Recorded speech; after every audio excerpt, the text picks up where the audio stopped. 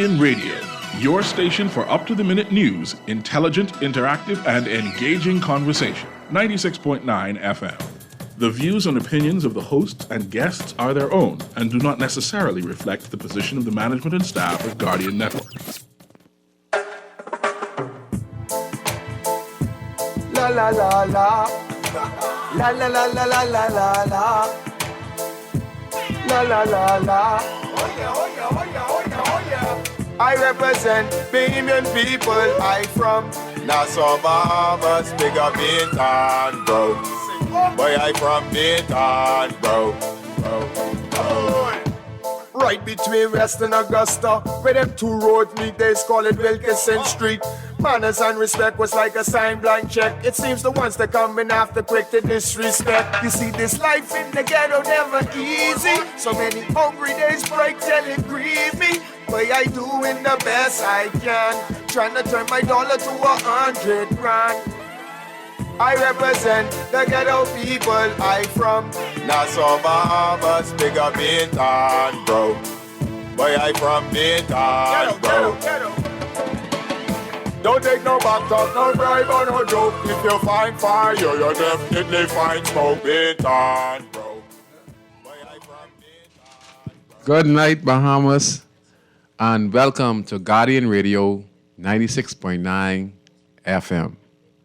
I am your host, Valentino, host of the talk show Inside the Inner City that premieres every Friday at 6:30 to 8 p.m. Telephone numbers tonight on Guardian Radio are 323 6232 325 4316 and 325 4259. And you can text us, powered by BTC, at 422-GR96.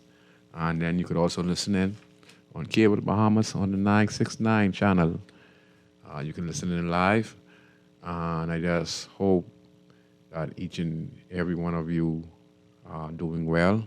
I hope that you had a good week of working hard now. It's the end of the week.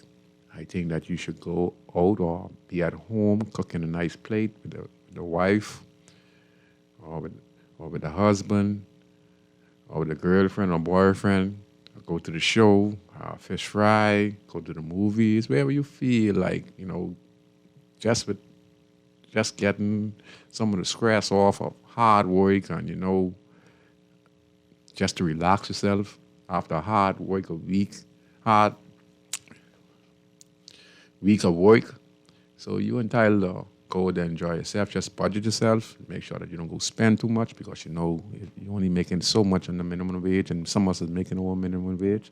So when you go out, spend what you can spare, but enjoy yourself, because you truly deserve it. And I would like to say to all the listeners and the callers who call in on Guardian Radio, especially on Inside the Inner City and many of the other shows, you guys do a good job of communicating. Because the concept of this show is to have a dialogue with the Bahamian public, non-bias, fairness across the board, 50-50, when we have this conversation. And I appreciate each and every one of you who take the time out to listen to Inside the Inner City and Guardian Radio, because all of the shows are very enlightened. Many of us come from different angles, but at the end of the day, we all are fighting to make a better Bahamas. And I appreciate each and every one of you who call in. You guys do a terrific job of having a dialogue where we don't go back and forth with comments, And as a host, I don't indulge myself to go back and forth with nobody. That's not me. I just try to clear up the situation quick, fast, and possible and move on because, we have to be more family-oriented, more community-oriented in the country. So I just want to say to all the callers, you guys do a wonderful job.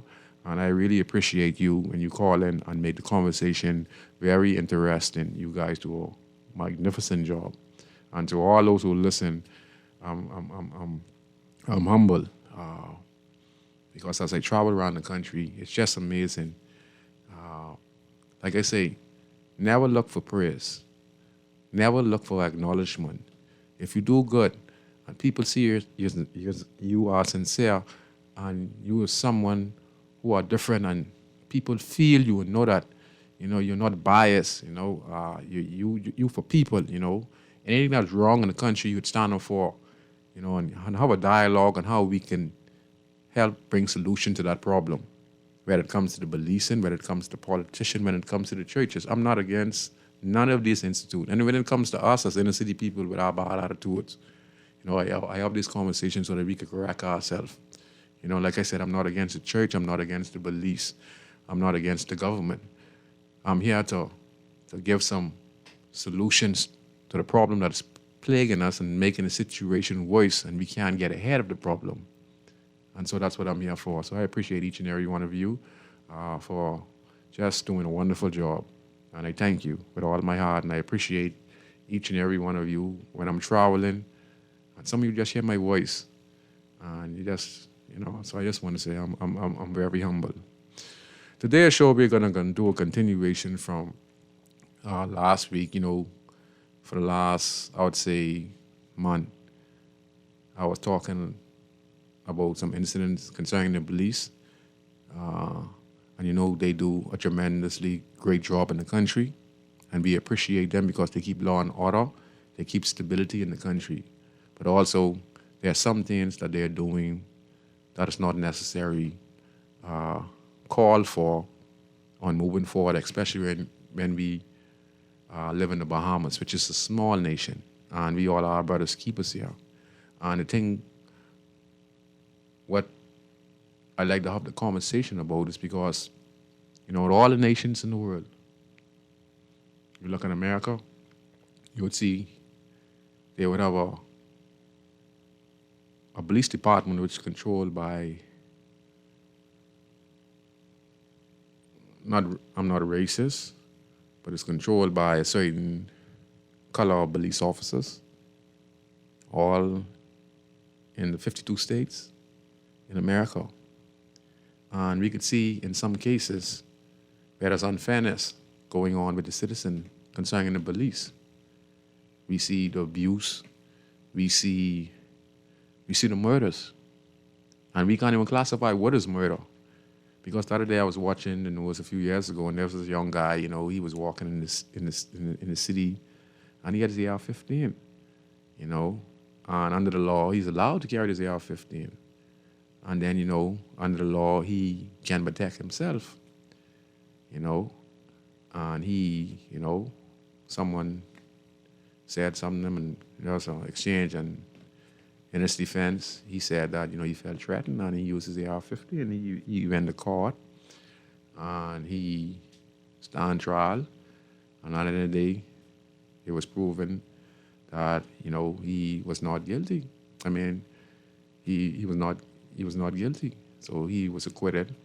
And then we see cases, like George Floyd, but the one I'm talking about was just a pedestrian who was carrying a firearm, but he was a person of color who went into this particular area just because he have the license to carry the firearm. His intention was to go there and harm somebody, because if you carry an AR-15 and someone approaches you, it shows you what your intentions are. Because if you feel threatened, you wouldn't be walking with an AR-15, towards people who are unarmed. And he, like I said, he opened fire, but in the court of America, they find was justifiable. So you don't even know what is murder and what is not murder. And we can't let the Bahamas get like that because, we inherited a system from the British, okay? And when we replaced the British, as many of them left, many of them stayed, many businesses stayed, but the oppression never left because when our people, when we fought and we got independence, we got the PLP government, and we got the Free National Movement government, the UBP, and then we got the Free National Movement. When we inherited the system, the British system, we inherited the Commissioner of Police, we had the Governor General, the Prime Minister's post, all the big top executive positions around the country was still being held by British expat. But when him start to fill those positions, prison superintendent, police officers, defense force officers. Now it was the white was more oppressing the blacks here back in the early 1900s and probably even before that. But as time changed and we started to fight as one unit, and we promised each and every one of us who all were involved, Sir Lyndon, Sir Randall, all those who played a significant role in the independence of the country.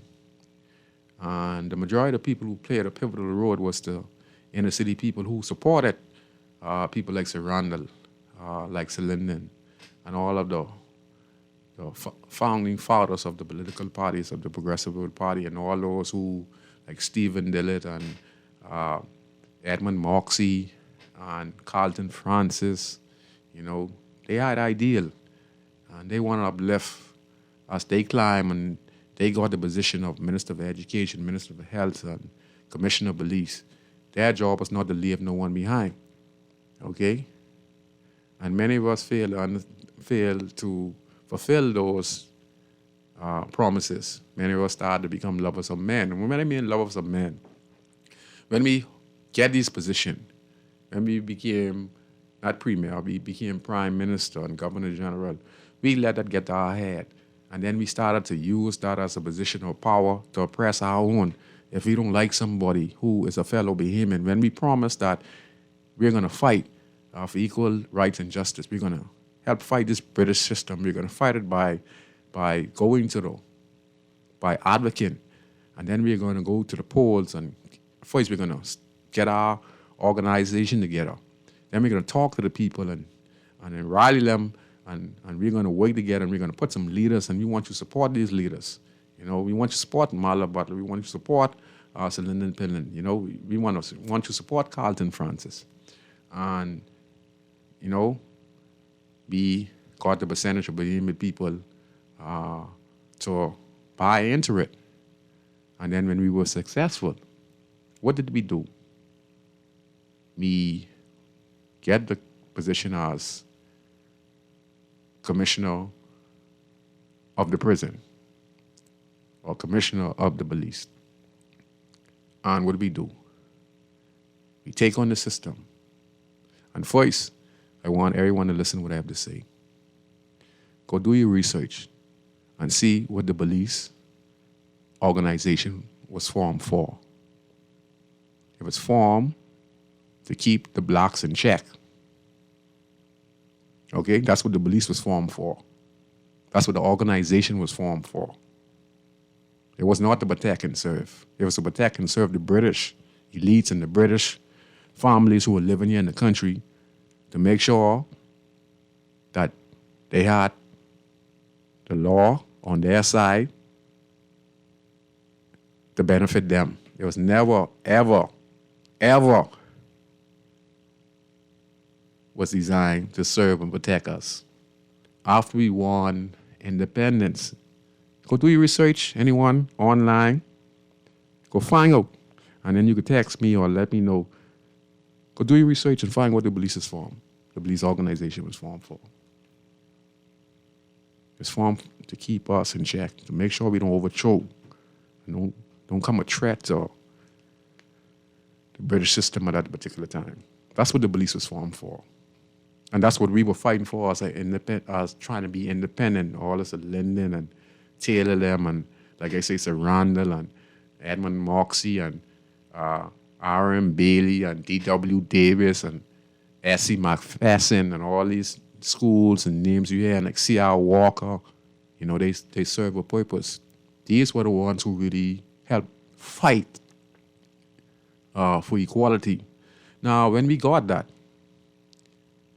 we put on the judges, what you call it here, the white here. We take on the British now. And we had no mercy for our fellow Bahamians. Many of us got rich with the political parties, because when the political parties got that position as government, they did empower those who were part of the party.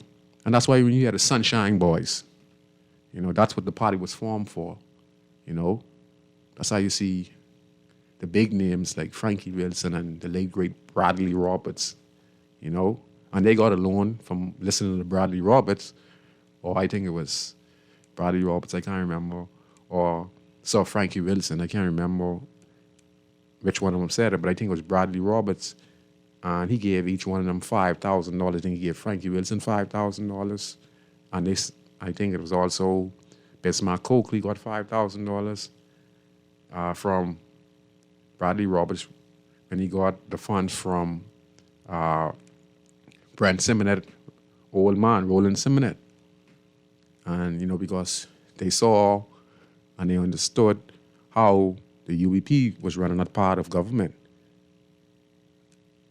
And according to some of the information I was receiving from people who I was talking to over the years, they saying that, Roland Simonet was a very generous man, and he would, pay his workers and people who work for him the right amount of funds.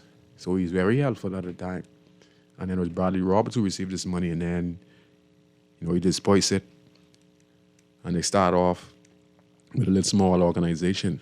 Now, the Sunshine Group of Companies is probably $1 billion company, which in turn created Sir Frankie Wilson, the late great Bradley Roberts, and many more white names I can't really remember. But that's what it was about. And when we get these positions, we start to start to take advantage of our own. Because now the British are gone. The system still is in place now. The Governor General is gone, but it's a Bahamian Governor General replace it. A party elects, a party will get elected to Parliament, the PLP or FNM. They decide who's going to be the Governor General. It has to be someone who was a part of their organization, and they put forward. So just like that, we inherit that. And what we did, we empowered those in the party and many of the citizens who were part of the party, just like the Free National Movement. But what we have done, we have caused separation. We have caused infighting in our country. And now when a police officer puts on a uniform, okay, he don't look at me as an ex-Bahamian. He look at me as someone, he or she, who he has the power over to do what he want, whether right or wrong. And it ain't supposed to be that way because we in the Bahamas, we don't supposed to have the kind of assault charges being brought against our Royal Bahamas Police Force when we all Bahamians. See if I'm making any sense to anyone out there. I hope you understand what angle I'm coming from. The angle I'm coming from is that we here in this country be destroying one another. No foreign entity is destroying us. We are just destroying one another. We don't have no respect for one another. Obi Welshcombe just passed away. And then we see how the political party, the three of the political parties, didn't even respect the man as he just died. You understand? They weren't, but what you call it? What kind of election is? By-election. Because the man died. Just for power. And if you look at that's, the man just died. And that's us as a society now, where we don't care. Everyone has their fault. But that's how we think as Bahamians now. We so into party and power. We forget what we're here for. Our purpose is to help who we can help. Yes, we help ourselves. But our job is not to leave no one behind. And that's why when I say to the church, if you look what the church was formed for, the church was formed to make sure that the collection was gathered by all the community leaders, and a survey was done. And when this collection was gathered, people who were part of the church, who had a connection with the church, they would go in these inner city communities and find persons who don't have no food, probably no oil or water. And they would go and they would tell the chief priest, and then he would disperse the tithes and give to the poor and needy, to the poor and needy. And that's what the church was designed for. You understand? And that's why when I talk about politicians, we forget what we go into politics for. You know, we go in politics to help others, but we go into politics to get rich and to take advantage of the less fortunate. And then we go into the police force to have this mentality. This is not to all of the police officers.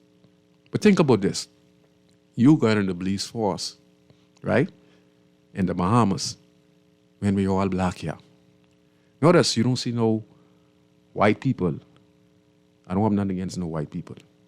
But I'm just saying, how many times do we see, besides the little tourists who get catch a little marijuana? We live in this country. And 98% of the time, we look at the news. We always see a black sister or a black brother before the courts. It's very rare we see white Caucasian getting charged with serious offenses in the country. And when they do, even if they are guilty, there's technicality, they're going to win their case. Lady Washington, who, the other day was charged and she went to jail. She's a multimillionaire. Husband was found dead in their apartment, Old West. She was picked up, crushed, and charged. She was remanded to prison. She got the best lawyers in London and America, and then she came back. They came here and they retry her. She won her case. But the question, what I like to ask is, this gentleman, her husband, he dead. Has there been any further investigation on who killed him?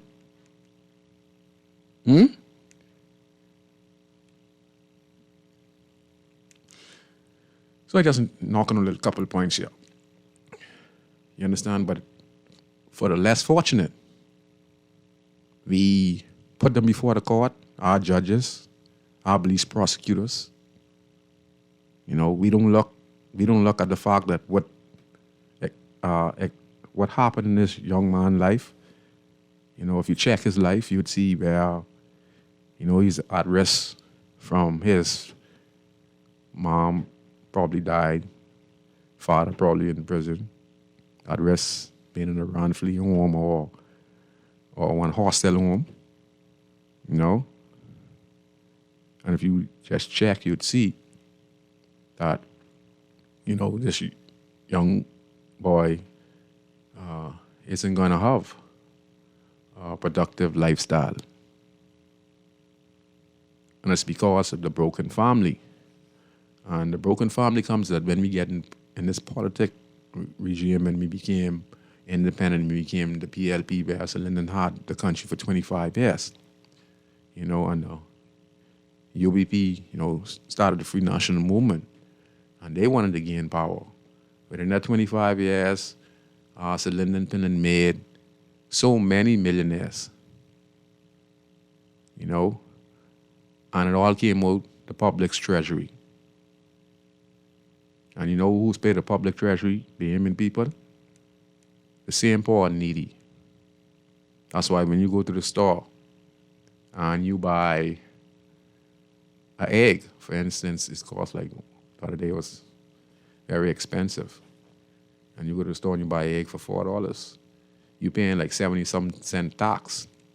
The other day I went by FYUP and I bought some shingles. I bought like about $400 or $500 worth of shingles. My VAT, when I look at it, it cost me about 30-something or 40-some, $30-something what I paid in tax.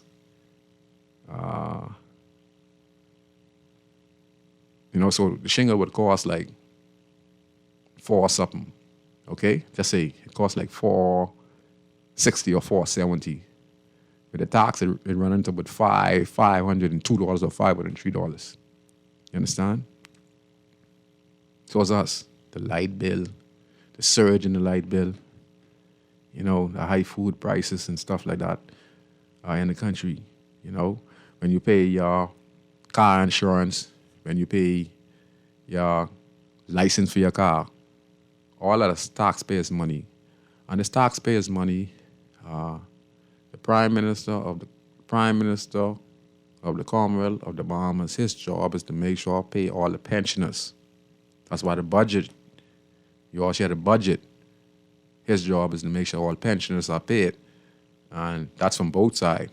All those who have served government. That goes from the police force, the defense force, all those retired who do 35 years, 50 years, whatever part of the government you worked in, you're entitled to your pension. And that's all the money that is gathered from national insurance, your car license fee, your water bill, your electric bill. When you go to the store and you pay your VAT, all the money is gathered up. And then they put it in the treasury, and that's how they keep to pay the pensioners who serve in government, whether it's former commissioner of police or assistant commissioner of police. Once you have served your time in government, as long as you're a civil servant. And that's the job of the Prime Minister, So, yeah, I just give you all some understand how all the taxes are collected and we paid. And we're the ones who drive in the country. And then we're taken advantage of because in there, we see over the last couple of years where we had MPs charged before the court. We had the former Member of Parliament Shane Gibson, former Member of Parliament Frank Smith, and we see lately we had former Minister Adrian Gibson, and then we had our next minister charged before the courts. And in there you would see where contracts were given out, and in some cases the evidence was presented. Many of the cases were won by technicality because when you listen to the case, when you listen to the witness, you could hear they telling the truth. But then, when you listen to some of the statements that the police force gave towards one of the case, and that's why they won the case of technicality, because when it was asked as one of the investigating officers in a particular matter, I can't remember which member of parliament it was, one of those cases, and the officer stated that she overstepped her boundaries and there was a conflict of interest, and because of that, the MP won this case. So it's not necessarily mean that they are not, and let me see how you put it. It's not necessarily means because they win the case they're not guilty. They win the case of technicality or some mistakes made by the prosecutor, one or two little knickknacks in the case.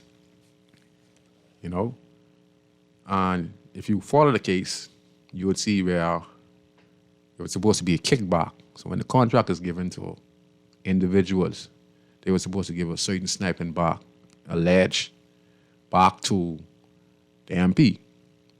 Okay? And that's your money. That's the taxpayers' money. Okay? That's the taxpayers' money. All right? And what that does, when this money is taken to the treasury, the tax increases for us. And we who are poor, these rules and regulation are in place for us.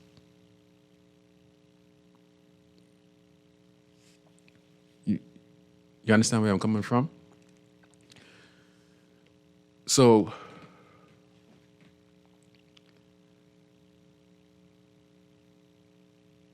that's what the pensions are for. That's why you have pensioners. So, this position we have, we destroying ourselves, because you want to help your party members. You want to help your party supporters. You're overpricing some of the contracts. And you know who's going to pay all of these back?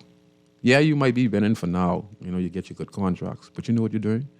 You're depriving a baby. You're depriving a less fortunate person in the country where this money is supposed to be trickling down to give them education, so they can be able to provide for themselves, to have a better opportunity, so they don't have to be on the line begging for food, free lunch in the school, or going to these community centers for food. The money isn't trickling down like that because we become systematic. The party means well. The PLP party means well when it get into power and it helps people. They trickle down, but it also leaves a lot of people out. Same thing with the Free National Movement. So when we get these positions of power, whether you're a police officer, defense force, nurses, doctors, always remember, we all be humans here. And we be here to uplift one another. And we are not doing that across the board in many of these departments. I'm a community-minded person, live in my community. And I do everything in my power to make my community and my country a better place. Every day I work in the community. Ain't no doubt about that. And I don't like to talk about it, but that's just me. Every day kids are getting education, going on field trips. We have been in a new state-of-the-art community center, costing at least $1 million so that we have a place that can be able to give the proper education, the information, have the technology, to give out scholarships, to carry kids on field trips, and to make sure that we have a learning center in the community that is providing opportunities to get these kids to go be exposed. The kids just came second in the Dragon Boat Festival. And so many more kids are doing so well. Some of them went off to school and all because of Leonard bombers. And now we've been in a state-of-the-art community center across the road, costing about $1 million. State-of-the-art. Latest technology is going to be provided for the kids in the community. So they stand a chance of becoming productive citizen. But it takes a citizen to put all that aside, an individual to put all that aside and say, hey, what? This is bigger than me. Let me try and help, see how I can make some life changes for my community and my country. Let me see if I could get some people to come in here and not be the boss, but just get them to come and understand that if you guys can listen and let's work together how we can make a better community, how we could help the kids in this community, how we could help the old people in this community, how we could help the community on the whole. And that's what we're lacking, compassion. Many of us are just into ourselves, and then when we do something, we want a brownie point. Let's forget about all that. Acknowledgement will come. Just how I walk around the streets now, and I came on the show, I never had intentions to say, I'm going to be a popular guy, or I'm competing against a next journalist or next talk show host, or looking at the ratings and all this stuff. No.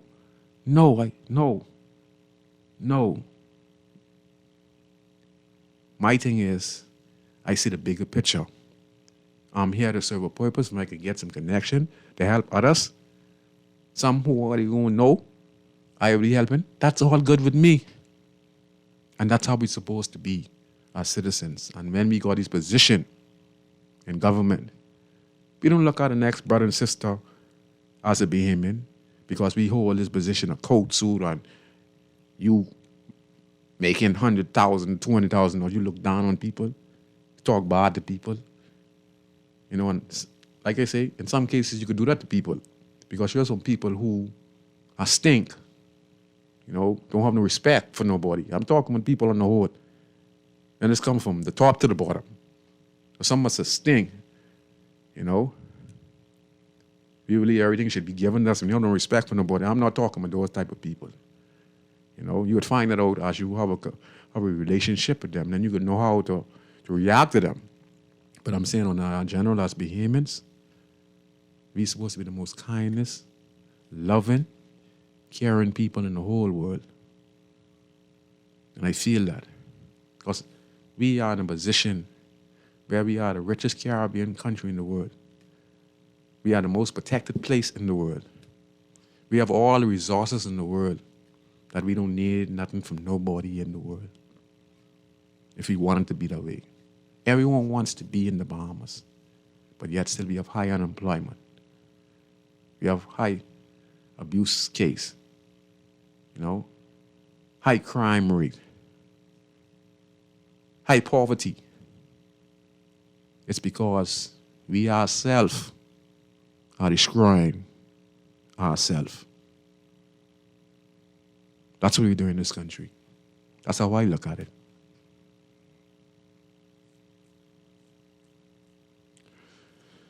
So, yeah, when we get this position, as police officers,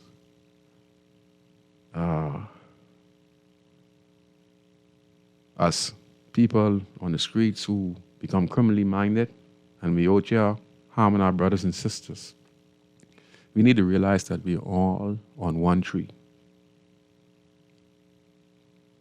And I believe that the only way in this country that we're ever going to be a country we call the Bahamas, where we can laugh and go to one another house parties and have events on the park and collaborate with one another. I feel that we have to get back to the basics. And the basic is we have to show kindness to our brothers and sisters. And this is one of the things that I'm having this conversation here today. It's us destroying one another in this country. When you look on the news, you see the Coalition of Independence, they were down the parliament and open the parliament. And you see what we're doing? It's all of us always against one another. PLP against the FNM.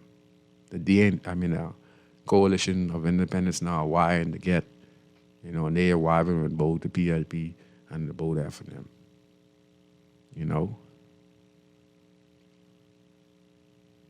And a lot of distasteful things are being said from each individual. I have my problems with people too, but I know how to conduct myself. I see the bigger picture. So, yeah, I just want to have a little conversation. It's us. You can't say it's the Europeans. It's Bahamians on the whole. All of us. We're killing up one another in the streets. We're sleeping with your brother's wife. You're killing your best friend. You're talking with the person who helped you out, giving you everything, and you turn your back on the person. That's no loyalty, man,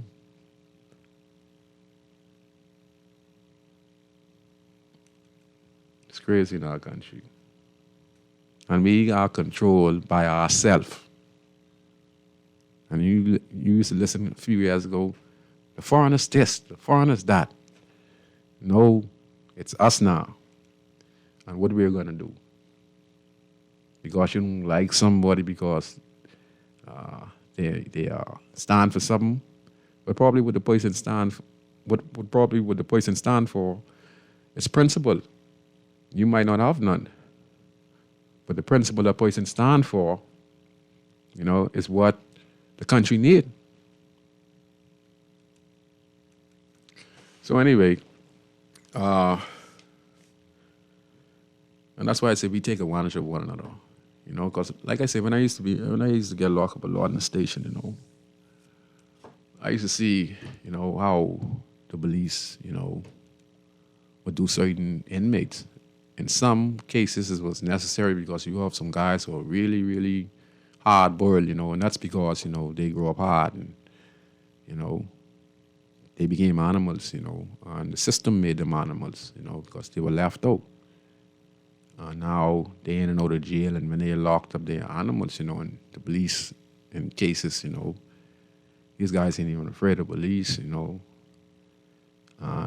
exchange of words happen in the station, and I was seeing it, where police go in the station and brutalize guys, In my case, I was a top dog, so I never really got brutalized when I was young, when I first was young. But as I got to be top dog on the road, police never used to bother me when I got locked up in the station. You know, that's what happened when you are respected. You know, I was respected as a top dog, man, top criminal in the country. You know, top gangster. Let me put it that way. And less fortunate guys who do not know stripes. You know, like I say, some must be disorderly, and some of them deserve to get touched up. But in many cases, you know, there are a lot of abuse that goes on in our stations. You know, as I speaking right now, but it's just black on black. You know, this was taught to those officers. We are the enemies as citizens. The devil good.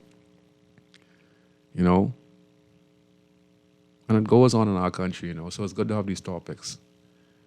You know. And that's why, you know, we also have to fight and correct.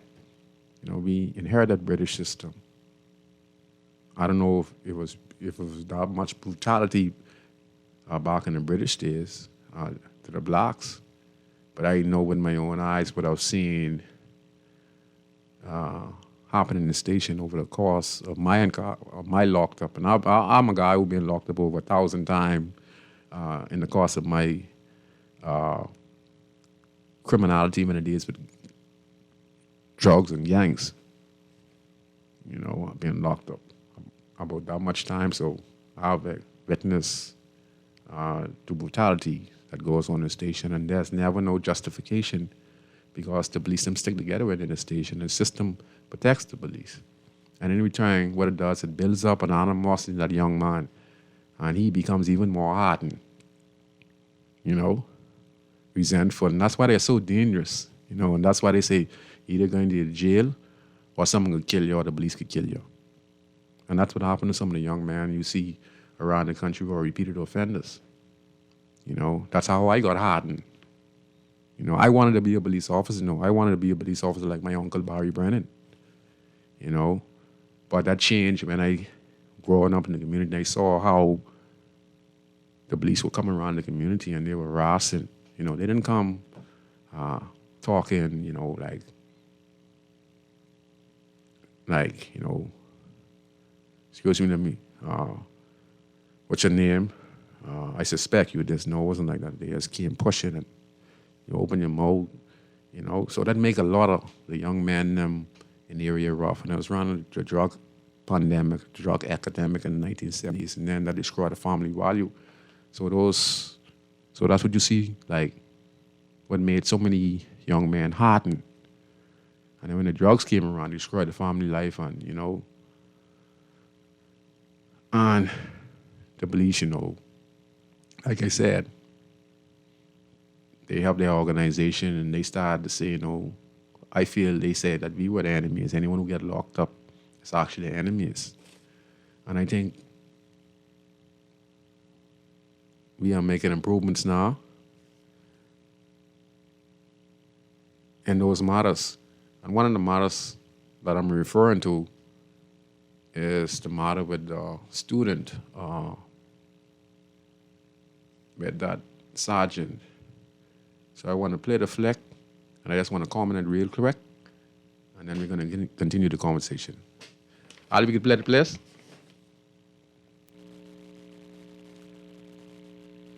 And he pleaded guilty, and I guess he explained himself to the tribunal. And I believe that he was reprimanded severely, and I think he paid some fines and all of that. So he was dealt with, and I think he was removed from frontline duties. And I believe that's where we are at this time. And I know he appeared before the tribunal, and he pleaded guilty with respect to the charges that were put before him. Yeah, and that's the officer who we saw on social media was out of order, and he went before the police tribunal, and I hear the commissioner, who's supposed to be the commissioner, I hear he's saying, I think I believe, and I think he was removed from frontline policing. Now, I think, and I believe, here in the company, the commissioner, there's no guarantee. Commissioner, you're going to have to be upfront with that. You're the top brass of the Royal Bahamas Police Force. You can't say, I think and I believe. You're supposed to have information. And like I said, I'm not against the police. I'm against these type of tactics. We don't need those type of tactics in the country when it comes to the citizen. The only way we need those type of tactics, again, if that young schoolboy when approached by the police, if the police have the right to tell him to leave the premises, if it's not school hours, if it's after school, the young kid has a right. He could be waiting on transportation. He could be catching the bus. He could be getting something to eat. As long as there's no confrontation where there's a group of young people who are behaving in a disorderly manner, then there's no reason for this officer to react the way he reacted with this young gentleman. And we all saw it on Facebook. Only if that young man did being disrespectful to that officer, in the instance like when the officer pulled up in the four-wheeler and he said to the young boy, you need to move from here. And the young boy only said, officer, I just reached. And immediately the officer said, who you talking to like that? Now, listen now. The young man ain't say nothing disrespectful. All the young man is respond back to the police officer because it's his right to respond back. And the officer got upset because the young man who was in school said that, officer, I just reached. Now, how in the world, when you is a police officer, when you train to protect and serve, you're supposed to protect and serve the same young man. Okay? You could grab your cane and walk to the young man and you whopped him and then you lock the young man up. And this year is unacceptable policing. Officer, you can do that. The individual who is being disrespectful to you, who are cursing you, and you are probable cause for searching him, then you can do that. But too much of complaints made against police are in a similar fashion. And that's because the officers themselves feel that they are above the law and that everything they do is right, when the Constitution protects citizens from such abuse. The Constitution protects that young guy. That's why he was reprimanded by the tribunal of the Royal Bahamas Police Force, because even those officers looked at that. And that could have been one of your son or your daughter. And that's not the Bahamas we want. You understand? That is necessary when we have a guy who commit a serious offense. He had chances. He commits serious offenses. He shoot at the police. He's hassling with the police, which is not provoked by the police, because sometimes you see people hassling with the police. That don't mean the police ain't provoke them for them to get an altercation with the police. You understand? Because a lot of the police officers, they don't know how to de-escalate the situation. You know? We heard the Commissioner of Police stated that, he also wants to make sure that officers themselves have mental health privilege. Because there's a lot of officers out there who have mental health issues as well, and they are on the job. You understand? And they are humans just like me and you. And when they get on these jobs, they take it out on the citizens of the country. So all I'm saying is I'm not against no police officers in the country. Okay? Without the police officers, we can't function in the country. You understand? Because we would always have someone who would break the law, take a life. And we need those officers to go and investigate. We need those officers to go and apprehend and bring persons to justice. But we also don't want abuse from the officers, because when they have this power, you know, it's just, you know,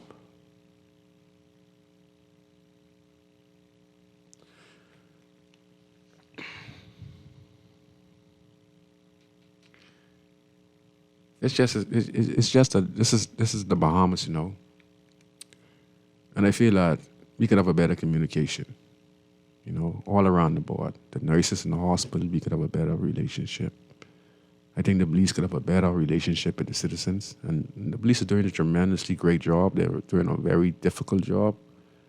All I'm saying is that we need to train our officers, okay, on how to interact, when to be aggressive to a citizen. You know, if you have a citizen who won't break the law, and it's a law-abiding citizen, he shouldn't be treated like someone who is on the run, you know, where an officer would just be crushing this individual. And if the person say something back to the officer, on a prime example, is when you watch the recording by the mall with that same officer. And when that kid said, when the officer said, don't hang up there. And the young man say, I only just reached here. And just by him saying, I just reached here, if that could have upset the officer. Now you tell me, understand where I'm coming from, general public. If that could have upset that officer, then what you think? That kid ain't do nothing wrong. He ain't say nothing wrong. He ain't curse, he ain't behave disorderly. All he do is, when the officer said, you need to do, he said, I just reach. And we need to have training in place for our officers. We have to let them know that they here to protect and serve the Bahamian people. We are the taxpayers. If we behave disorderly towards the officers as peacekeepers, then surely we should be treated in that type of manner where the officer has to get aggressive. But we need more community policing in this country. We need the officers to be saying good morning, good night. I pulled you over for traffic infraction. I saw you run the red light. You know, what was your reason for you running the red light? Let me just start over. Just say, you know, you're probably late for work, and you see the light on caution, and then you run the red light. There's a patrol car in the corner, and then you miss and run the red light, and officers turn on their siren, and they come after you, and then you pull over. And when you get pulled over, officers tell you, driver, put your hands up. You know, because you know these officers over here, it's only a traffic offense, but if you run the red light, they treat it like, you know, you just robbed the bank. So when you put your hand up, driver, you know, our police officers could spread, one right, one left, and they trigger happy. You know, you can't blame them. You're having 100 murders per year. So they don't know who was driving this car. This could be an innocent person who never do a crime, but there's so much murders and armed robbery reports, and cars look the same. So the officers are very vigilant. So you got to be very careful. You know, they trigger happy bad because of the high violent crime. And then some of us just stone cold officers, you know, based on what they're seeing coming into the morgue and listening to the stories of all the shooting stuff. So they become hard on themselves, and they, you know, when they go out there, I ain't playing. So they have the rogue mind just based on the violence happening in the country, you know. See, it's just where all the violence happening in the country to program them that when they leave with your man, you know, I got to be on top of my game, I got to go home. So they come out very aggressive. You understand? And like I say, you really can't blame them, but you still have to be a professional, because each and every citizen that you come across, you're going to have to use your discretion. And in many cases, it don't happen that way. And we end up with a lot of people before the courts with disorderly behavior, resisting arrest, and all of these other obscene language And some of these things can be avoided. And that's we train our officers on how, to do simple stuff like this. You get pulled over, you run the red light. The siren is on. As long as you ain't run from them, you pull over immediately. They're going to tell you get your hands up, or tell you come out the car. Then, some cases, they won't search your car, even though they're just running a red light, and then some are very aggressive. So in cases like that, you pull me over, you say, "Dave, sir,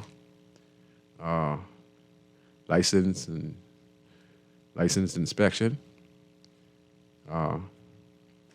What is your reason you're being pulled over for running the red light? Officer, can I say something, please, sir?"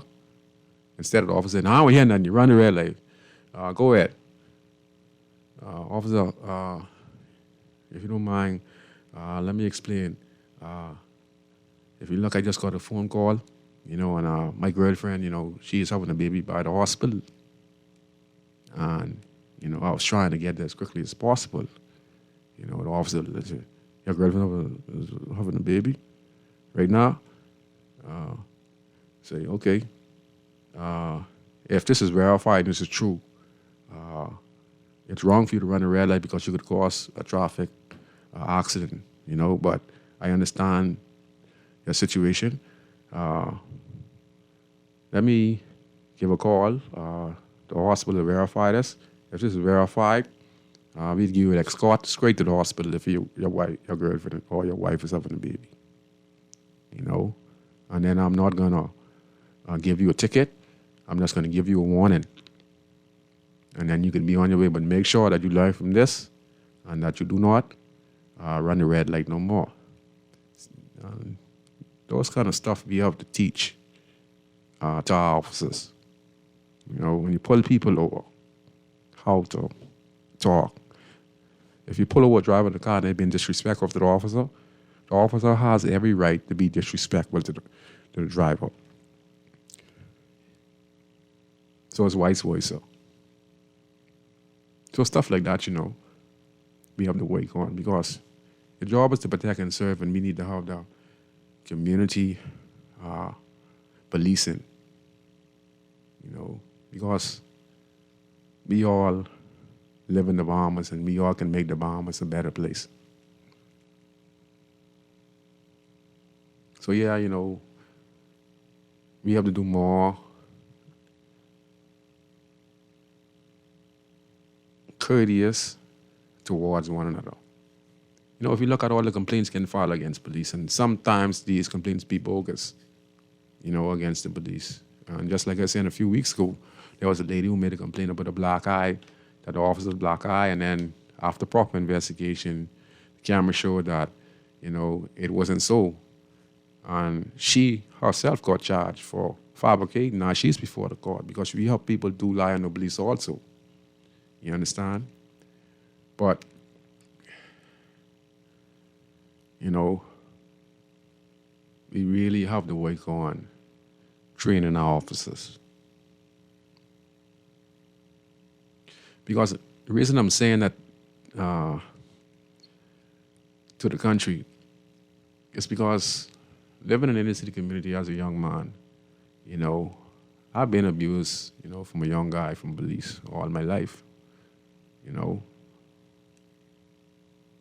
and many of the citizens.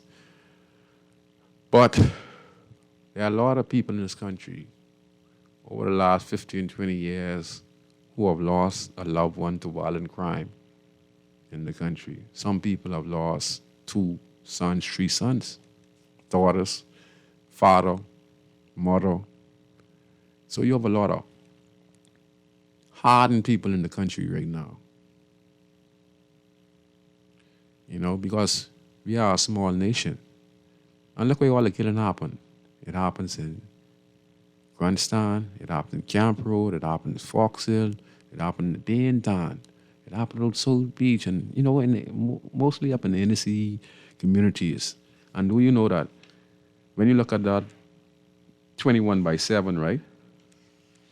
21/7, And if we section these areas off, and we look at all the people who are getting killed in all these neighborhoods, you would see, and you drop them up, and you see where everyone has been affected. Because in each family who get killed in violent crime, some families have like 200-300 people. Some might have 500.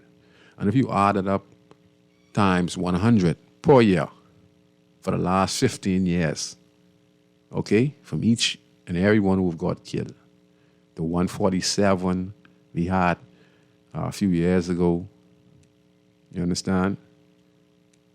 All the records. From the first record was 33, then it was 40-something, then it was 60-something, then 67, then 88. You know, this was in the early 90s when this asked the country get out a new subdivision like Pinewood Garden and Elizabeth Estate and, you know, Botanical Garden and Neil Ellis Estate and Pride Estate, you know. Population got big, people moved out, wanted a better life, and then subdivisions expanded, so that's why the murder rate increased, because the country got bigger and there were more subdivision. So people moved out, but the mentality went with them. You see? So up in there you have everyone who was being touched with someone who was being killed. Then you have prison, who has no really rehabilitation programs that is going to change the majority of mindset in the prison. And then you have these impoverished communities. So what you have is a back and forth. People coming to prison, going back in these impoverished communities, causing havoc, then go back to prison or get killed and go back to prison.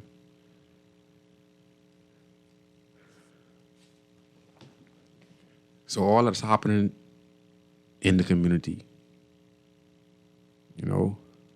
So you get a lot of hardened people in the community, a lot of kids who growing up without fathers, you know, kids growing up without mothers, uncles, cousins. No one is teaching them what direction to go, what it is to be, what it is to be a man, what it is to be a woman, what I need to do to be a man, or what I need to do to be a woman, you know. The kids nowadays don't even know nothing but God. They don't know nothing but Jesus no more.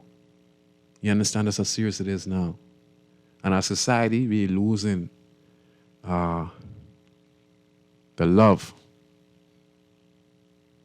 And love and kindness is the answer. And the country needs leadership at the highest priority right now. You know, I went to a funeral the other day. Young guy got buried week before last. And to the funeral, they were just young people. No old people in their 50s or 40s and 50s. Just a bunch of young kids. Everyone 16 probably to 20 to 21 to the funeral. Hardly no coat, suit, no nothing. So I just sit down there and I just observe it. You know, I went and I just observe it. And then living in the community, I see that leadership right now is the most important thing right now in these inner city communities. Because the kids right now run the streets. Let me just say this to each and every one of you who are listening right now. The kids run these streets now. Run these streets. And they're making bad decisions. Some of them don't even know where they want to start in life. If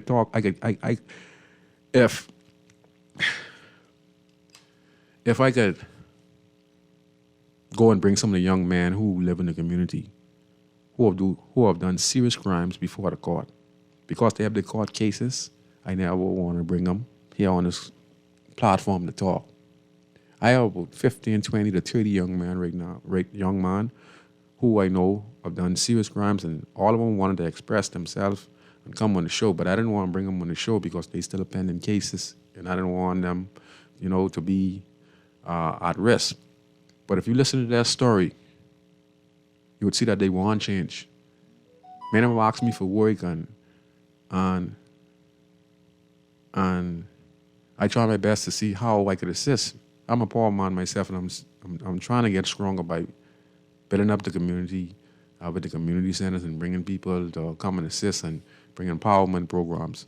I'm a poor man myself, but gradually but surely we are building some strength where we could be able to fulfill some of those dreams and desire. That's why I'm helping build up the community with the proper infrastructure.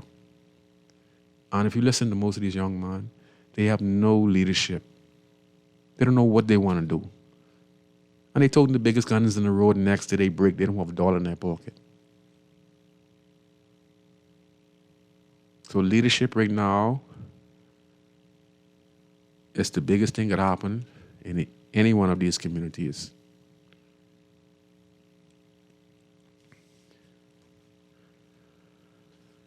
Yeah. And I want to give a shout out to some officers I know. Like I say, I know the Commissioner of Police personally, Clayton Fernando. I know former Superintendent of Police, Douglas Anna. That was my good friend. He became my good friend after he started to do his research on gangs. Douglas Anna. I know Assistant Commissioner of Police, B.K. Barnaby Jr. I knew his father, B.K. Barnaby Sr., the late B.K. Barnaby Sr. I also want to give my condolences to the late, great Paul Farquharson. Me and Paul Farquharson go way back from the gang days. Paul Farquharson used to come on the task force and lock me up. We talked about that the other day. I couldn't even remember that, but he told me, he listened to the show a few times, and then he remembered who I was. And then when me and him got the opportunity to speak about, I know I'm his commissioner, and we got to talk about a year and a half ago before he passed this year. And we had a good conversation. He reminded me, man, he was on the task force, the gang task force, and him and God Johnson and Rory Sanders and Douglas Anna. And they came and they apprehended me by the park, along with Samuel Musha McKenzie and Julian Woodside. So yeah, they're senior cops out there. Former police inspector, Alaka. My cousin, Quentin Brennan, Sergeant Quentin Brennan. My good friend, Inspector Marco Godet. My next good friend, I think it's Chief Superintendent Mark Barrett. I think now, I don't know if he's retired, but I think it's Chief Assistant Commissioner of Police. I'm going to get his name now. Solomon Cash. A lot of good officers out there who I know personally, but we need to change what goes on in the station because there's brutality goes on in the station, and those officers were taught that. We're taking advantage of one another. These are things what God in Radio brought me here for, and like I say, I just glad I have the opportunity, the courage, the experience to be able to talk about these things that no one really talks about and bring it to the public. So that we can make changes and find solution. Because brutality, this what happens. When you get rough guys going in the hands of the station, and the police them, abuse them in a particular way. And like I said, it depends on the individual. If he goes in there and he is not behaving and answering the question in the right manner, and he is disrespectful treating officers, the officers will get agitated and they will brutalize him. Okay? But in some cases, you can ask the officers a single word and they would beat you, they would gang you and beat you bad in those stations. And that's what you call the black crab syndrome. Don't you see the brother there? It's your brother.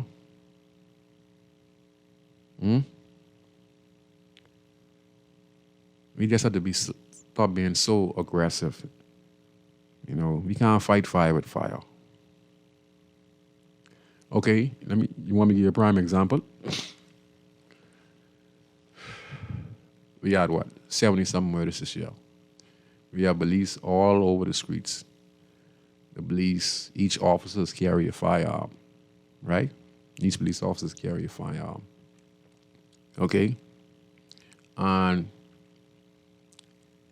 he can't stop the guys who are doing crime around the country. So otherwise, I mean, it's this. We have officers on patrol right now. Ride and run. The guys them who are going to commit this crime see these officers. And they see these officers with these guns. They are being in custody with these officers.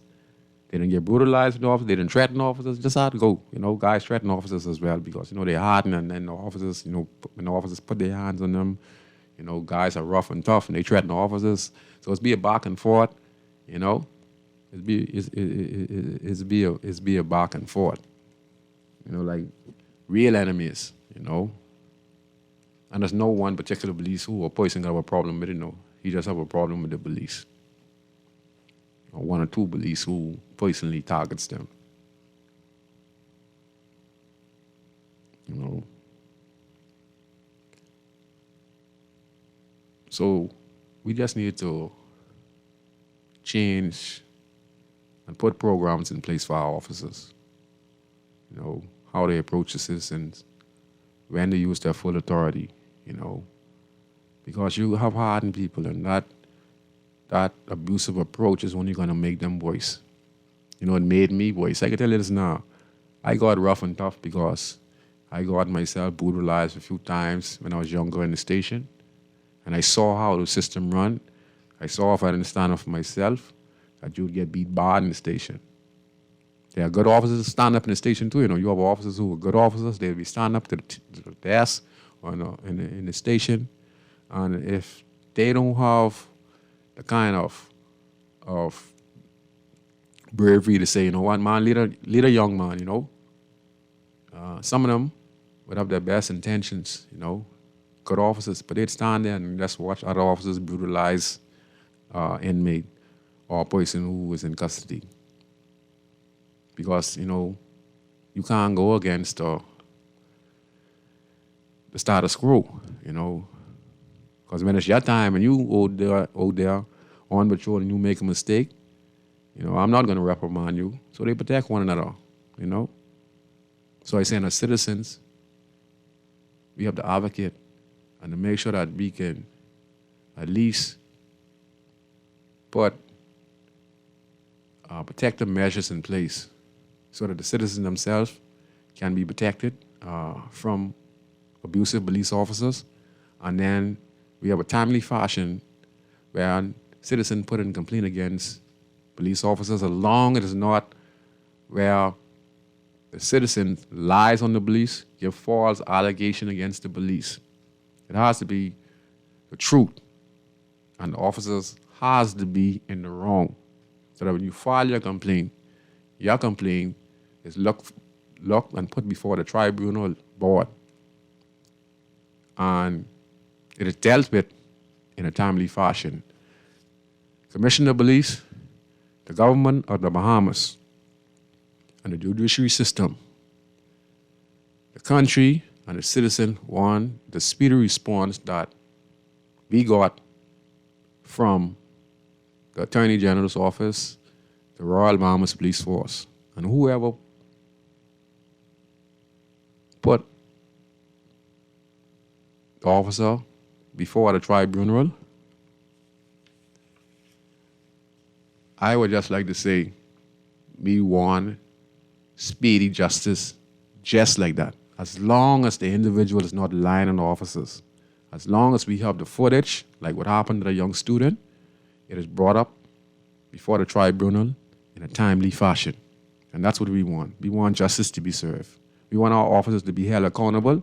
And also if the citizens lie and fabricate on the officers, they themselves need to go before the court and they themselves need to be given an apology to the Royal Bahamas Police Force and to the officer, just as how the officer who was reprimanded and he was removed from frontline duty At least that's what the commissioner say. I think, or I believe, happened to them.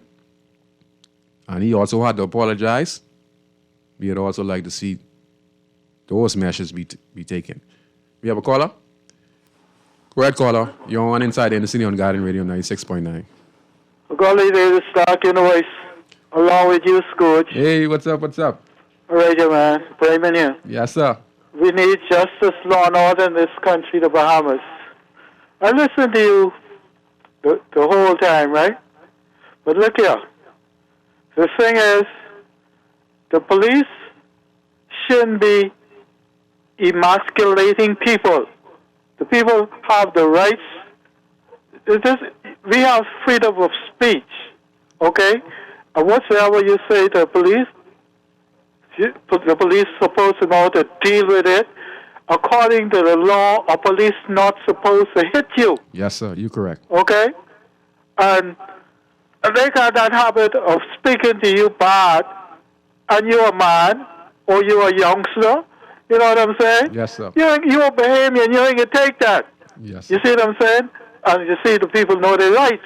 Yes, sir. You see, I ain't going to say, get rude with the police or anything like that, but the police just know how to speak to people without emasculating them. I see one time I got locked up, the police put me in the sleeper. You know what I'm saying? Yes, sir. And I suppose he only let me go because he thought I was dead. You see what I'm saying? Yes, sir. I got a lot of friends of police, right? But that one time I hated police for the things they used to do. Yes, sir. You know what I'm saying? And they had no need or no rights to do it. But what I notice nowadays, they're changing. But they still have that habit, a lot of them, emasculating people, and I don't like that. What you got to do is know how to speak to a person. Yes, sir. You know? And you can speak to a person, if you speak to the person in the right way, the person gonna catch themselves. They're going to break down and, understand what's happening. Yes, sir. But you don't just go and shout at the person as though you're the only strong man in the world. You have a law to deal with. Yes, sir. And you deal with the law in the proper manner. Yes, sir. I don't believe in them emasculating the Bahamian people the way a lot of them does. You're trying to bring sissies out of them. You know the law, do it the right way. Yes, sir. You see, because when you continue emasculating people like that, they ain't gonna like you. You see my point? You're correct. So that's all I want to say. Thank you. You said a lot, Raymond. Thank you very much. You said a lot. And yes, these kind of stuff happen. You're talking about how he got choked from the back. This is a regular occurrence in the station. And this is something that is being taught. And like I say, it's a system that has been in place. And Bremen has stated that they are changing based on the fact that we see this officer going before the tribunal. They are changing. Okay? They are. But we have to keep up the advocating. You understand?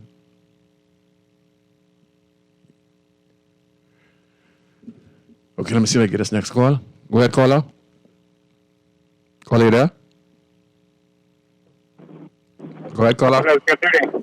Good night to you. Welcome to Guardian Radio. Hello. Go ahead. Good night. You can hear me? Hello. I can hear you. Go ahead, sir. Hey, Scrooge. Yay. Spark. Yeah, what you say, boss? Hey, but look at that. Scrooge, see, sometimes, you know what I love about your show? Yes, sir. These talk the truth. Yes, sir. Yes, sir. And that's why I appreciate you, too. You don't deal with that fancy world with the victim of the house and the woman cracking doggone shoes and going there doing them foolishness. Back in the old days in TV. Yes, sir. We reached to the time in our life. I'm 72 years old. I always say that. Yes, sir. You all say that, sir. Scrooge, we tired of the bull. Yes, sir. We need to be real now. And that comes from our political leaders, our social leaders, and our religious leaders, the Bahamian black people, poor people, ain't stupid no more. Can't take We've it no been more. stupid for a long time. And they keep telling us we're the average and all kind of things. And they got all kind of degrees, this, and masters, this, and they're the elite, and they smart. And they can tell us how we supposed to live while we go through all this foolishness. Mm-hmm. And then if we don't do what they tell us to do, they go victimize us. Mm-hmm. From Finland time, Ingram time, Perry time, Dennis time, and I hope Brave don't even try that foolishness. But victimization. Because Victimization. the people want to speak now. So, Sparky, one question. When you say victimization, it means the blacks fighting against one another. I can hardly hear you, man. Oh, sorry. I can't hear your volume. I don't know if you hear me. I can hear you. You can hear me now? Yeah, I got you. Okay, But see, the excellent. problem is now, like I keep saying, I'm 72 years. Yes, you sir. know God getting ready to call me home soon, right? Yes, sir. Because I ain't going out with no secret now. Mm-hmm. I can say what I got to say. Because I out to protect my children, my grandchildren, and my country. Mm. I pledge my allegiance to the flag. I pledge my allegiance to the flag of the Commonwealth of the Bahamas. And I want us to hold hands and move forward, onward, upward together. Yes, sir. And I'm tired of our black brothers and sisters taking everything for themselves, living like kings of England and everything, while we still in the ghetto trying to find how to buy corned beef and white rice. Yes, sir. You understand where I'm coming from, Scrooge? I understand exactly where you're coming from. You know, Scrooge, you grew up underneath that. Yes, sir. You know what being a bad boy and all that kind of thing. Yes, sir. You didn't come from your mother womb as a bad boy. No, ma. No, sir. It's how you grow up, the area you grow up, Hard forced times. you to be the bad boy. Hard times, sir. Yes, sir. And then you try to reform yourself to be a better boy. Yes, sir. Now you're fighting your butt off to get everything right. Yes, sir.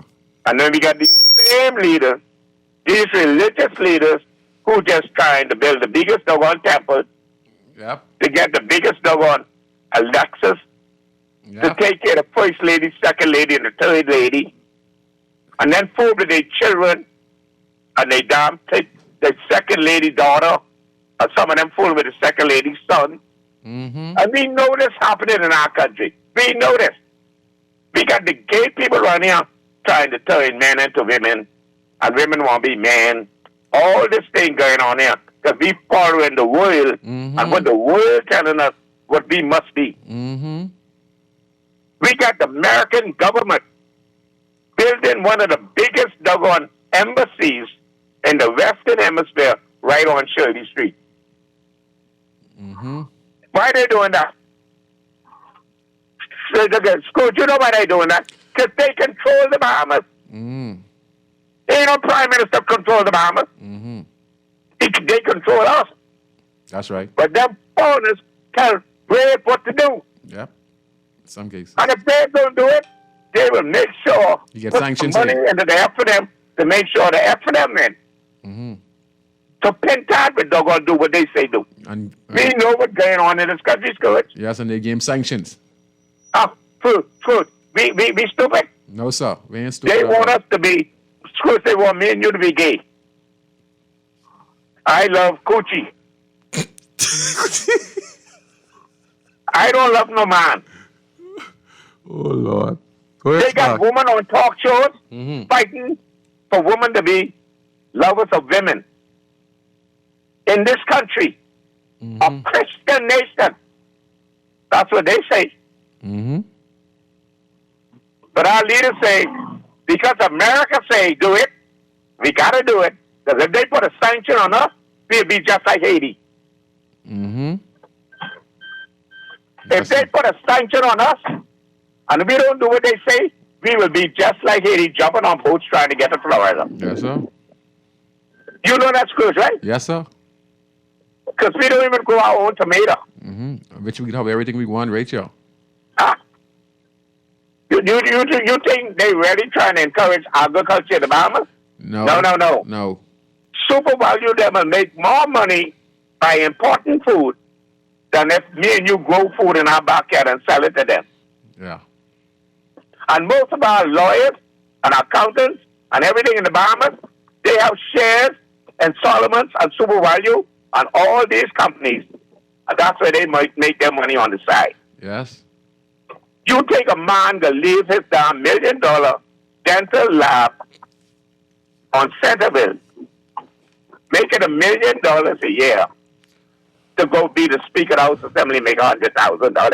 That can't compute. It's something else he That's all I making. said to you. It's something else he making. He can't go to that. That don't make no So sense. you think he was only making $100,000 a year in a Speaker?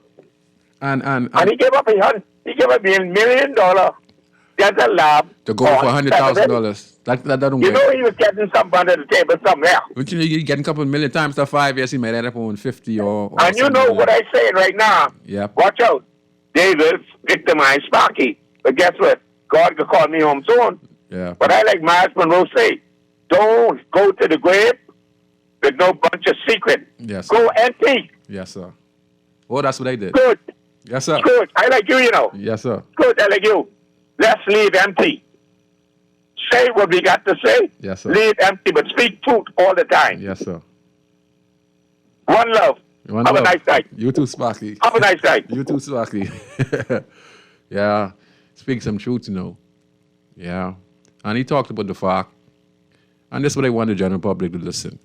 Whether you're PLP or F for them and you're looking to be coalition of independence, when parties give out contracts, when deals are being given out, and those $1 million worth of contract, and we will do the budget every year.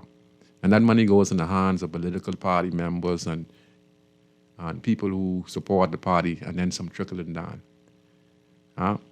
Do you know, hey, that those big contract money you're getting supposed to be able to trickle down all around in the country? One man getting $1 million contract or $500,000 contract when the job ain't worth $500,000. Probably worth $150,000 to $200,000, but y'all add on an extra $250,000.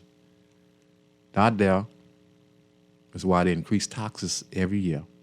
So even though the two parties are doing what's right, as to say, let me empower my members, and as a sitting MP, I want my cut. Because Sparky made a prime example. You could leave your job with making $100,000 to go in politics, but you're making $1 million off your job, but you could leave that to go in politics for just $100,000. No. It's way more money in politics than $100,000. You ain't gonna just leave your $1 million job to go in politics to make $100,000 salary. That don't compute. Okay? Most people go in politics to make millions. No one goes in politics to really help people. People go in politics, members of parliament, to go get special privilege, to get permits to build their houses, to get special privilege, the tea for the cookie jar, all government department, and then they deprive thousands of people of an opportunity. We can take this last call. Go ahead, caller. You're on Inside the Inner City. We cover 80% of New Providence and Grand Bahama and What's that? Climate. Call, you still there? You still there? Yep. So that's what I'm talking about when the British left and we inherit this black crowd syndrome. You understand? Loyal to party. You know? We can take this call? We can take this last call. Go ahead, caller. Hello, Mr. Brown. Good night, good night. Wow. I'm so proud of you, my brother. God is going to bless you beyond your wildest imagination. Wow. You can turn on Me on this one. You can turn on your radio just a little bit, please. I move away from it now. Okay. I'm blind, so I'm having difficulties here. Okay, no problem. We understand. Thank you very much. What I'm proud of is that the Bahamian people are becoming more and more aware of the injustices that they are being exposed to. The Yes, sir. caller, Bremen Darren Ferguson, at least spoke to issues of injustice, Yes, sir. and he was right on. Yes, he was. However, as a friend of Bremen and of Ferguson, my mother named Julius Roll James Ferguson Forbes. So I know the history of the Fergusons and Bremen Darling. And I know him to be a politician. You know, Bremen ran for the electorate. Yes. Yeah, he ran as a politician. Yeah, long time Bremen ago. is not a light person. Wow. However, I'm concerned for Bremen that no Christian person in this Commonwealth would find out psychologically what Bremen is going through. Bremen keeps saying the dark universe. No one, no callers with understanding would say, Bremen, how is it that the world is dark? How it is that the universe is dark, Bremen? What he really mean is that he is experiencing some negative things and he don't see no light. Wow. Huh? He's going through a tumultuous experience. Mm. In Spence Street there, you can imagine being blind and have to traverse, and Bremen is go places where no man trod. He's be all People's about. eyes wouldn't go. You know that, Yeah, Valentino. and he's traveling the road with a cane, and he Amazing. And people would break his cane now and again and nick him down. I watch him. I had to pick him up many times when I couldn't see. Wow. So psychologically, I know what Bremen is going through. Wow. How it is that Bremen continue to have this problem in Spence Street and no Christian person go and, you know, speak to his issue or speak to him as a person to find what's going on. Let me tell you a story that will blow your mind. I was shop steward at the Union down to Ministry of Health there. Yes, sir.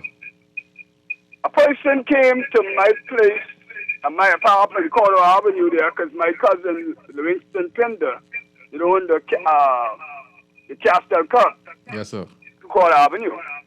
The man chopped up my door. Thank God I had one back door, and I ran barefooted to the Ministry of Health, Blue Road there. And the man had pulled a club on me. Mm. He literally pulled a club on me and tell me I must go from the property. I went there for assistance. Mm. My door, cling, and I could confirm that my door was chopped up. The man said I was working employed and a member of the union. Shop steward in Cambridge. Mm. The man wrote me a letter, tell me that I was under influence of drugs and or alcohol. See, they put the strap in there. Okay. Say, Mr. Pinder, you are charged for breach of the Civil Service Commission, and you are subject to penalty or judgment. Wow. I was just transferred from there to somewhere else, and then I got another one. The man said that I cursed him, so I was transferred from there. Then to PMH, I was transferred. Persons would take my food and do all kinds of things to aggravate me. See, they intentionally manipulate the situation.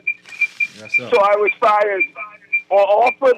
They told me that within 2 weeks, if I could explain why I cursed and threatened workers. You can imagine, you take my food and run with it and tell me when my wife, Joe Grimes, got my wife and all these things. You forced me into this position to respond. So I said, boy, if I had a bomb, I'd have blow you up. I made a mistake. I shouldn't have done that. Yes, sir. But that was because the person snatched my food. Yes, sir. And he only did that to me because his father was in charge of the building department. Yeah, that's us now. So they set you up. The system set you up to fail. So thank God the union is not doing no good. We hope that the union will do better because they allow a shop steward to lose his job with 3 strikes. 3 strikes and I was out of there, Mr. Brown. Yes, Have a sir. blessed day. My number is 5527859. Have a blessed day. Okay, thank you very much. I love Laurie. Thank you. I love Otto. Okay, thank you very much. Yes, you I know love all. Barry. Yes, sir, you know all my family. Thank you very yeah. much. Oh, yeah. Thank you very Have much a for the blessed call. one. You too as well. Thank you very much. And yes, I want to say thanks to all the callers. We completely out of time. And like I said, we just find solutions for our problems. There are abuse scores on the station. And like I say, the police can be justifiable if a person is being disorderly, cursing can on, they could use aggressive force. But the kind of instance where we saw with a kid by the mall, that is unnecessary. And the attitude of that police officer is the same attitude many of our police officers, they take upon the citizens who are innocent. They pull on and they agitate the situation instead of de-escalating the situation. So we like for our officers to be properly trained on how they interact with the citizen. You got to know the difference between a criminal and a law-abiding citizen and how to approach a law-abiding citizen. Okay? A criminal is different. A law-abiding citizen is different because if they have not broken no law, then you should proceed with caution and due care. And I just would like to say, I hope each and every one of you listen to the show. We had a wonderful conversation today on Guiding Radio 96.9. I want to thank all the callers, Sparky and crew, for always contributing, always truthful. And me, myself, I'm truthful. I'm just exposing things that happen visibly in the country that I've been a part of, that I've witnessed. And I'm only letting the proper authorities know so that we can make a better country. Because these things could actually be the difference on how people change their mindset towards the police and the police change their mindset towards the citizen. Then we can start to decrease the poverty in our country. We can start to decrease the hatred in our country. We can start to decrease the murders in our country. And we can start to decrease those who are incarcerated, like 1,700 persons in the prison. And like I said, if we want a better Bahamas, we have to do all we can to see that we can get the prison population under 500 individuals, okay? And until we do that, we're going to have the same problem over and over. So we use the prison as a gauge, and then we're going to use the community as a gauge. You understand? But until we can get that prison down to under 500 individuals, and we have less repeated offenders, and we have to keep on talking about these problems that we face and find a solution. I'm your host, Valentino Brown, host of Inside the Inner City at the American Guiding Radio every Friday at 6:30 to 8 p.m. And I hope you enjoy the show. Drive safe, and I'll see you next week on Guiding Radio 96.9 FM.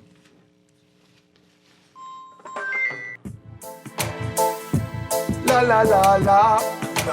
La la la la la la la la. La la la la.